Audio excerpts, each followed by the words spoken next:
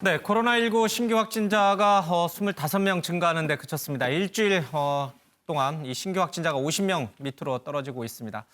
이에 따라서 조심스럽지만 다음 주쯤부터는 생활 방역으로 전환할 것이라는 얘기도 들려오고 있습니다. 그래서일까요? 긴장의 끈이 늦춰진 것인지 어제 부활절 미사를 드리는 모습은 앞서 봤던 교황의 모습과는 너무 극단적으로 대조가 됐습니다. 김태일 기자, 네. 사실 이 프란치스 교황이 집전하는 장소는 꽤 오랫동안 수많은 인파 속에서 이뤄졌기 때문에 굉장히 큰 유명한 장소잖아요, 그렇죠? 그렇습니다. 그럼에도 불구하고 교황이 신도들이 몰릴 것을 우려해서 장소를 바꿔가면서 나홀로 미사를 드렸단 말이에요. 그렇습니다. 이 바티칸의 성 베드로 대성당은 이 평소에도 수십만 명의 신자들이 미사에 참석을 하고요. 그러니까요. 특히나 부활절에는 이 수가 더 많이 늘어나는데요. 앞서 보신 것처럼 이 프란치스코 교황이 이번 부활절에는 미사를 돕는 몇몇 이 교황청 관계자들과 예. 미사를 올렸고요. 신자 없이 부활절 미사를 집전한 거는 사상 처음의 일입니다. 예. 이 프란치스코 교황은 중앙 제대 앞에서 홀로 선체로 준비한 메시지를 읽었고요. 외신들은 바티칸이 역사상 가장 쓸쓸한 부활절을 맞았다 이렇게 보도하기도 했습니다. 예. 바티칸 성당이 아닌 성 베드로 성당에서 장소까지 바꿔가며 신자들이 몰릴 것을 걱정을 해서 이렇게 예배를 좀 지냈습니다. 그런데 이 국내 교회들은 전혀 이 지금 교황의 모습과는 반대되는 모습을 보였죠. 그렇습니다. 서울시가 오늘 오전에 이제 브리핑을 했는데요. 서울에서만 어제 하루 현장 예배를 진행한 교회가 2,516곳이었고요. 예. 그리고 한국 기독교 언론 포럼이라는 곳에서 조사를 했는데 교인 수 1,000명 이상의 대형교회 1,412곳 중에 60% 가까운 246곳이 어제 현장 예배를 진행한 것으로 조사됐습니다. 그 전주에 비해서 한 25%포인트나 급등을 했는데 예. 아무래도 부활절 영향이 컸던 것으로 보이고요. 여기에다가 중소형 교회까지 합하면 그 수는 더 많을 것으로 예상이 됩니다. 예. 자, 저희들이 이제 현장에서 모습을 좀 봤는데 주차장에서 예배를 하는 모습도 좀 있었습니다. 이른바 드라이브스루 예배인데요. 우리나라에서도 좀 본격적으로 이제 시작이 되는 모양입니다. 화면 함께 보겠습니다. 104.1에다 맞추세요. 감사합니다. 자리 서서. 건강 체크. 주파수를 104.1에다 맞추세요. 이마. 자, 우리 건강 체크 한 번씩 하고 들어가요. 대선이 다시 흙으로 돌아가게 된 허망한 인생을 피값 주고 구속하신 성자 예수님을 송축하나이다. 우리를 구원하사. 네, 지금 저곳이 그러니까 온누리 교회에서 주관을 했던 이른바 이 드라이브스루 예배인 거죠? 그렇습니다. 예. 현장 예배를 진행을 했다고 해서 모두 다 예. 사회적 거리가 없었던 건 아니에요. 보신 것처럼 현장 예배를 진행함에도 불구하고 이 사회적 거리 두기를 하는 교회들이 상당히 예. 많았는데요. 보신 것처럼 이 자동차 안에서 예배를 드리는 이 드라이브인 이 예배를 드린 곳도 있고요. 그리고 예. 이제 부활절 되면 달걀을 주잖아요. 이 달걀도 차 안에서 이제 목사님이 나눠주는 이 달걀을 차 안에서 이렇게 받는 이런 예. 곳도 있었고요. 지금 화면 보시면 그 가운데에 지금 교회가 있어요. 세문안 교회인데 예, 종로구 세문안 교회. 보시기에도 상당히 거리가 많이 띄어져 있죠. 예. 이렇게 이 교회 안에서도 예배를 드릴 때 일부 사람들을 제한을 해서 한 2m 이상 이격을 시켜서 사회적 예. 거리두기를 하면서 예배를 본 교회들도 상당수 많았습니다. 예.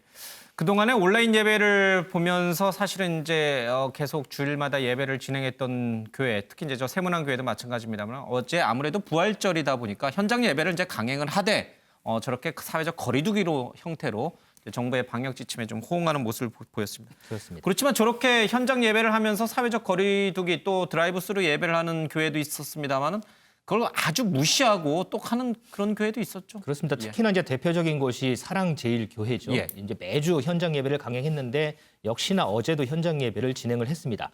어제 현장인 한 1,200명 정도 모였다고 하고요. 예. 인근 골목에서부터 이 교회 관계자들이 서울시 관계자 취재진 등의 진입을 막기도 했고 이 과정에서 고성이나 이런 충돌도 빚어졌고요. 또 싸웠어요. 그렇습니다. 예. 서울시는 이번 주 중에 다시 한번 이 교회에 대해서 고발 조치를 하겠다 이렇게 얘기를 하기도 했습니다. 예.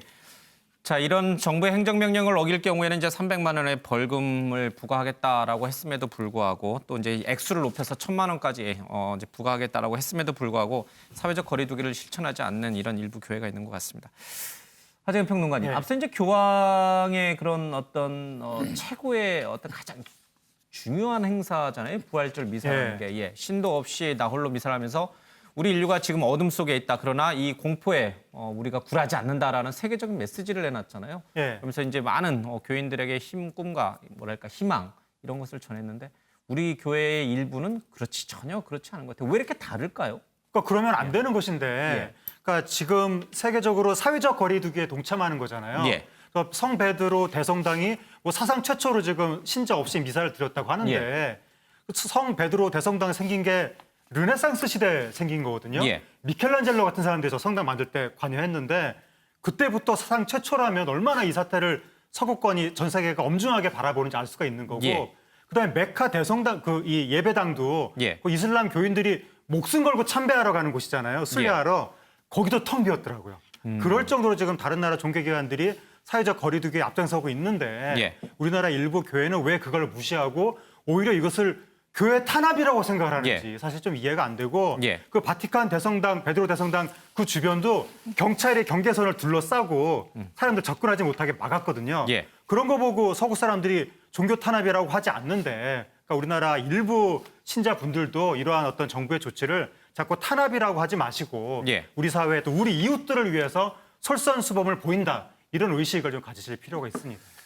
모르겠습니다. 우리나라 교회는 사실은 이제 이런 헌금이 굉장히 교회 운영을 하는데 재정적으로 큰 의미가 중요한 부분을 차지하고 있기 때문에 이렇게 현장 예배를 강행하는 거 아니냐 이런 이제 지적을 하시는 분들도 있긴 한데 어쨌든 사뭇 다른 분위기를 보면서 좀 아쉽다는 생각이 좀 듭니다. 우리나라 교회가 약간 일부 지금 사랑제일교회 같은 아주 일부 교회는 너무 정치 세력화된 거 아닌가, 정치 집단화된 거 아닌가 이런 비판도 분명히 있어요. 그렇죠. 그래서 어제 부활절 예배를 강행한 게 한 60% 된다는 건 상당히 비율이 높아서 충격적이죠. 예. 그렇게 강행한 이유 교회가 많았던 거는 이제 부활절하고 크리스마스가 기독교의 2대 어떻게 보면 축일이니까 예. 이거를 예배를 걸을 수는 없다. 신앙을 멈출 수는 없다. 뭐 이런 이유가 되겠고 예. 더 큰 이유는 또 경제적인 이유가 되겠죠. 우리나라 개신교는 특히 자영업적인 성격이 강하거든요. 예. 기업적인 성격이 강해요. 카톨릭하고 또 불교하고는 또 다른 또 독립재산제식으로 운영하는 데도 또 예. 많고 하니까 그 부활절에 들어오는 그 헌금 예. 이것도 좀 무시할 수 없는 중요한 것 때문에 그런 거 아니냐. 거기도 뭐 월급 주고 교회 운영해야 되니까 예. 그런 점도 있고 또 사랑제일교회 같이 정광훈 목사가 지금 감옥에 있거든요. 재판받고. 예. 그러니까 좀 정치적으로 총선을 앞두고 좀 지금 정권에 좀 반대하는 메시지 좀 이런 거를 좀 나타내기 위해서 예. 정부에서 서울시에서 그 집회 금지 명령을 내렸음에도 불구하고 거여간고 그 어제 예배를 강행한 거 아니냐 싶은데 어제 우리가 25명 확진자 늘었거든요. 그거 갖고 안심하면 큰일 납니다. 미국이 지금 한 2만 명 사망했는데 머지않아서 6만 명 된다고 백악관에서 TF팀에서 얘기했어요. 그리고 지금 해외 유입자가 우리나라에서 확진되는 게 해외 유입자가 거의 절반. 최근 2주에는 58%가 해외 유입자예요. 지금 지역사회에 잠재적으로 광범위하게 있어서 이게 언제 툭 터질지는 아무도 예단할 수 없어요. 그래서 빠르면 6개월, 길면 한 2년 정도 이 코로나 바이러스가 간다고 하거든요. 예. 그래서 교회뿐만 아니라 우리 좀 영업 활동하시는 모든 분들이 조금만 더 참아서 좀 동참해서 사회적 거리두기에 동참해서 하는 게 좀 빨리 코로나를 우리가 종식은 완전히 안 되더라도 예. 이 생활 방역으로 좀 체제를 바꿀 수 있지 않느냐 이런 생각이 듭니다. 예.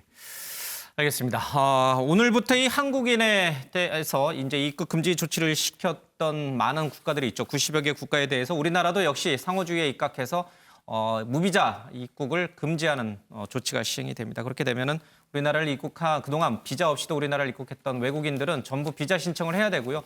코로나19와 관련된 검사도 좀 받고 들어와야 됩니다. 이런 조치들을 통해 가지고 우리나라가 조금 청정 국가로 빨리 좀 갔으면 좋겠습니다.